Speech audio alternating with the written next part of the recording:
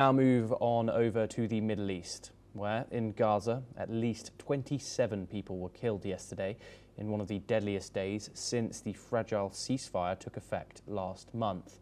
Gaza's civil defense agency, operating under Hamas authority, reported 14 deaths in Gaza City, 13 in Khan Yunis. Hospitals contacted by the AFP news agency confirmed the figures. Israel says the strikes were a response to Hamas militants opening fire on troops in what it called a violation of the ceasefire agreement. Hamas denies that claim, calling the attacks a dangerous escalation that puts the truce at risk. The violence comes as Israel launched new strikes on Hezbollah targets in Lebanon, despite a nearly year-long ceasefire there.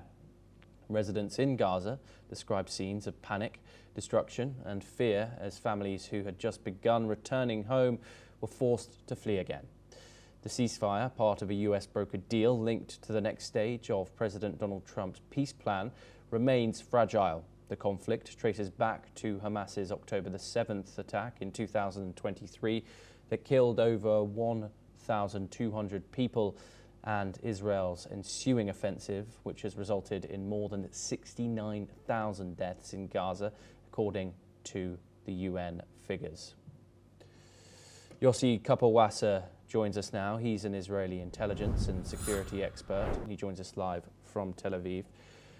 Yossi, thank you very much for joining us. What more can you tell us about this incident which led to these huge strikes over the past day? 27 people dead in 24 hours in the Gaza enclave, meaning that this ceasefire remains ever more fragile. What more can you tell us, Yossi?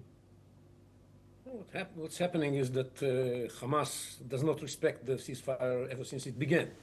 They carried out several terror attacks against us, and almost on a daily basis we are faced with terrorists who are trying to cross from the areas under Hamas control into the areas under our control in the Gaza Strip, where our soldiers are deployed.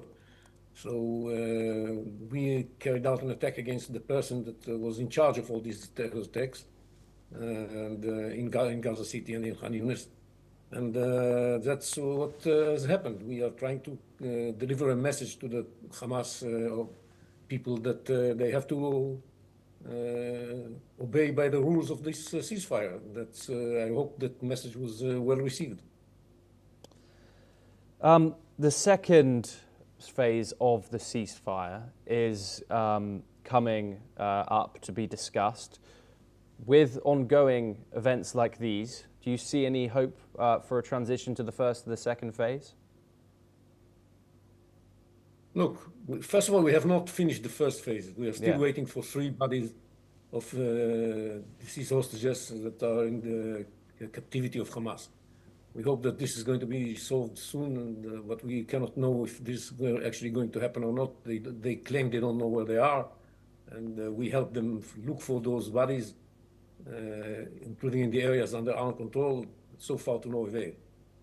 And then comes the second phase, and in the second phase we see that there's a deadlock, because whereas the second phase starts with the disarmament of Hamas, Hamas refuses to disarm. And the international body that is supposed to take care of that, it has not been formed yet, and probably would not be formed before they know that Hamas is willing to disarm out of their own will. And we don't see any signs that this is going to be the case. So there's not going to be an international stabilization force that's supposed to take care of this challenge. And this would lead eventually to the question of whether Israel is going to take action in order to disarm Hamas by force or not, and to what extent we are going to get the green light from the United States to do that. Because otherwise the entire plan, beautiful plan that's supposed to bring peace to the Middle East, is not going to be implemented. And this is a pity for everybody, including the Palestinians and Israelis, and there are other people of the Middle East and globally. So it's all about whether Hamas is going to be ready to disarm. There was supposed to be a meeting between the Palestinian leaders of Hamas, Khalil al-Khaya, and the envoy, the American envoy, Steve Witkoff. Yesterday in Istanbul, in the last moment, this was decided not to hold it. So it's hard to see how we move forward from here. Yossi, do you realistically see Hamas laying down its arms and disarming willingly, given the fact that Israel conducts operations that kill 27 people in 24 hours, which you said is sending a message? Yeah, that's, we didn't kill 27 people. We killed the commander of the Hamas battalion in Gaza City and his entourage. That's what we killed. It's not ordinary people. And I think this is going to be a message to them, but whether they're going to receive it or not, as I said, I'm not sure. It's, and the chances that they are going to disarm by their own will are, for the time being, low. And they refuse to do that, and we hope that mediators, especially Turkey and Qatar, who are very close to Hamas, and Egypt, who also has a leverage on Hamas, will be able to convince them to do that. Because this is what they promised the United States is going to be done. This entire plan is based on the willingness of Hamas to disarm that was expressed in front of the Americans, both directly and through the mediators. If they back off and they decide not to do that, then there's a big question mark of whether this plan is going to be implemented or whether Israel is going to be asked to do the job by itself. And as President Trump said when he presented the plan in the first place, that Israel would have to finish the job with the full American backing. We'll see if this is going to happen.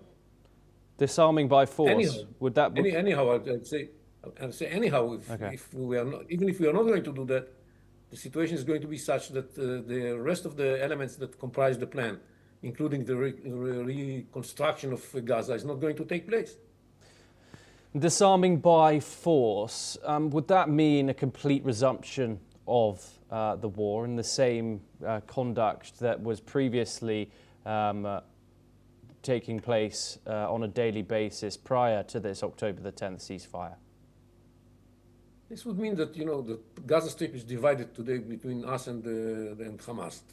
And this would mean that we shall have to take over control over the areas governed by Hamas, and mainly the Gaza City, which we didn't do that in previous part of the war.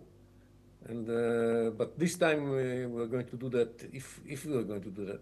We're going to do that without having to worry about the fate of the hostages, because the living hostages have been released.